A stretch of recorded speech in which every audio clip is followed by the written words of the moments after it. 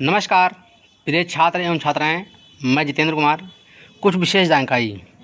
ये जो dictation video दी गई है इसमें अनुपम टाइपिंग बुक से दी गई है, जो पेज 19 से लेकर के पेज 42 तक की डिक्टेशन दी गई है, जिसमें आपकी 60 की स्पीड से लेकर के 100 की स्पीड तक दी गई है। तो मेरा कहना है कि ये इस किताब के डिक्टेशन लिखने के पहले आप इसका होमवर्क पहले आप करके हमारे व्हाट्सएप के माध्यम से चेक करवाएं। उसके बाद में गलतियों को समझें, सब चिन्ह को याद करें। उसके बाद 10 बार प्रैक्टिस करें। 10 बार प्रैक्टिस पूरी हो जाने के बाद पहले 60 की स्पीड को टारगेट करें, फिर 70 को करें, फिर इसी प्रकार 100 तक करेंगे तो आपकी स्पीड बढ़ती जाएगी। जो नए बच्चे ये वीडियो देख रहे हैं, लिखने का प्रयास कर रहे हैं, उनको अगर संपूर्ण जानकारी चाहिए तो हमारे कॉन्टैक्ट नंबर्स से संपर्क करें। Ready, start. पत्रकारिता का अपना इतिहास है। पत्रकारिता के प्रतीक स्वरूप सर्वप्रथम इटली में समाचार पत्र प्रकाशित हुआ। इसके बाद इंग्लैंड में भी समाचार पत्रों का प्रकाशन हुआ। इसके बाद भारतवर्ष में पत्रकारिता काफ़ी देर से मुग़ल काल में आरंभ हुई। इसके पहले सूचनाएं या संदेश घोड़े तथा मानव द्वारा व्यक्तिगत तौर पर एक स्थान से दूसरे स्थान पर पहुंचाए जाते थे। पत्रकारिता आज समाज तथा राष्ट्र की अभिन्न अंग बन चुकी है, क्योंकि किसी भी भाषा तथा साहित्य के विशुद्ध सृजन ने जन सामान्य को इतना लाभ नहीं पहुंचाया जितना कि इन्हीं भाषाओं के माध्यम से होने वाली पत्रकारिता ने। इसने एक ऐसी नई साहित्यिक रूपरेखा समाज के समक्ष प्रस्तुत की जिससे जन सामान्य के लोग ज्ञान, विज्ञान, राजनीति, धर्म तथा सामाजिकता से संबंधित नित्य नई सूचनाएं बड़ी आसानी एवं कम खर्च में प्राप्त कर अपनी जिज्ञासाओं को शांत कर लेने लगे हैं। स्वस्थ पत्रकारिता का ये कर्तव्य है कि राष्ट्र की जीवंत समस्याओं को देश के कर्णधारों के समक्ष रखें एवं उन समस्याओं के निराकरण के उपाय भी जन सामान्य एवं कर्णधारों के समक्ष रखें। किसी भी देश में अनेक प्रकार के लोग अनेक विविधताएं लिए अलग अलग अपनी पहचान रखते हैं, किंतु उनको एक सूत्र में बांधकर राष्ट्रीय एकता बनाए रखना पत्रकारिता के क्षेत्र में आता है।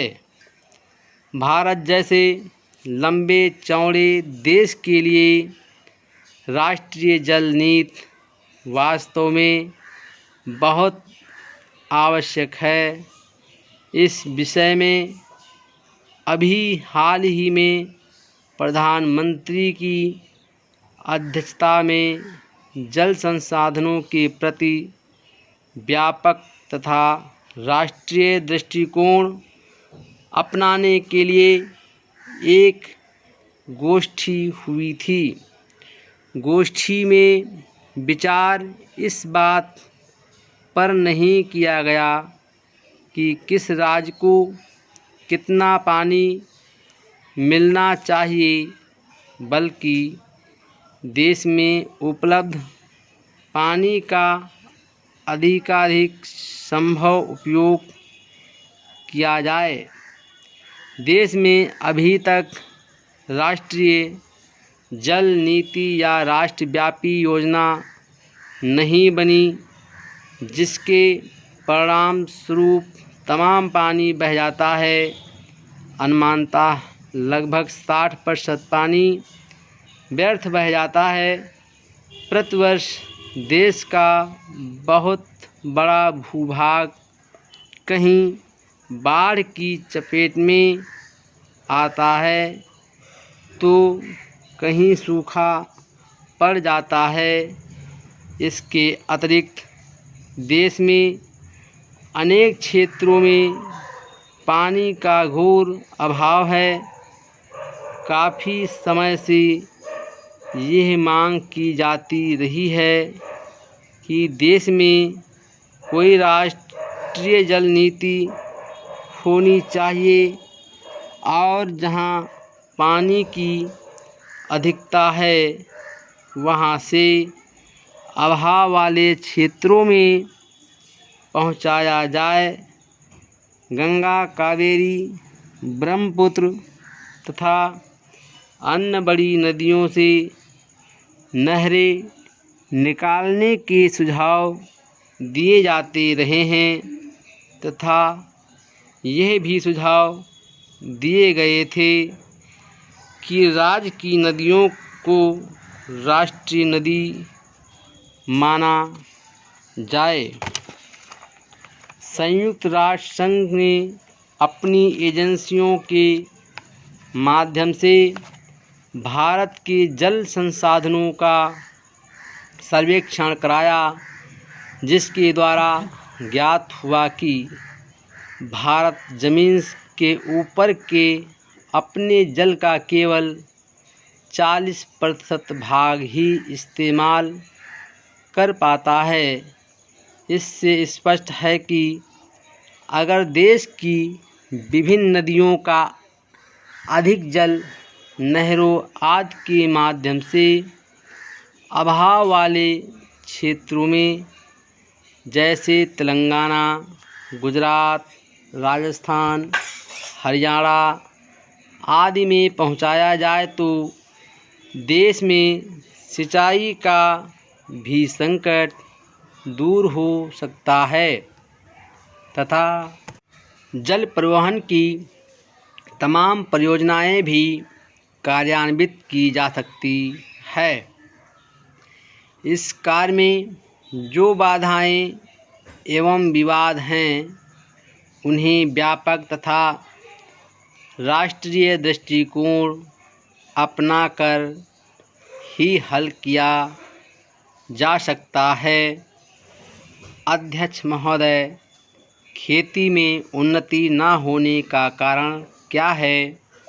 उसका एक कारण यह है कि खेती से संबंधित जितने विभाग हैं उनमें आपस में मेल जोल नहीं है।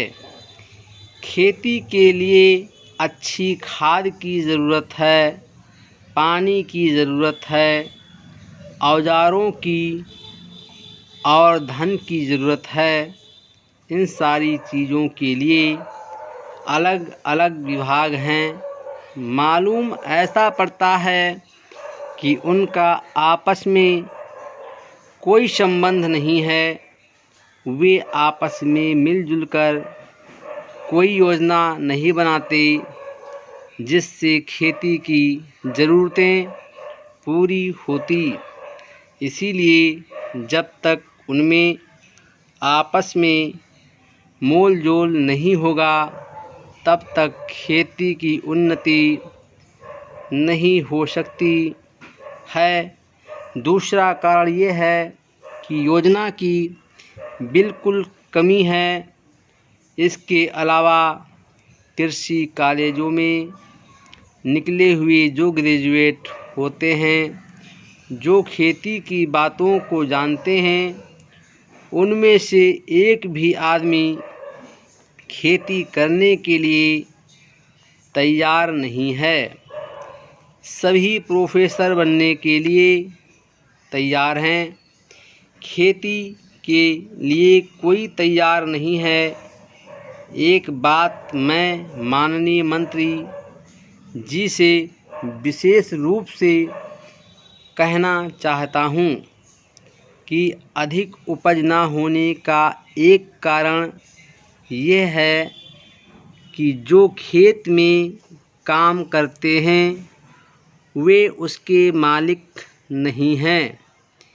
खेत किसी और का है और काम कोई और कर रहा है।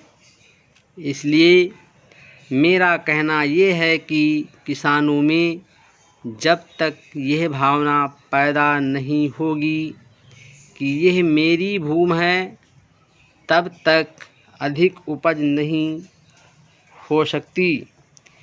इसलिए आप जब तक भूमि सुधार नहीं करेंगे तब तक कोई बात बनने वाली नहीं है। Full stop.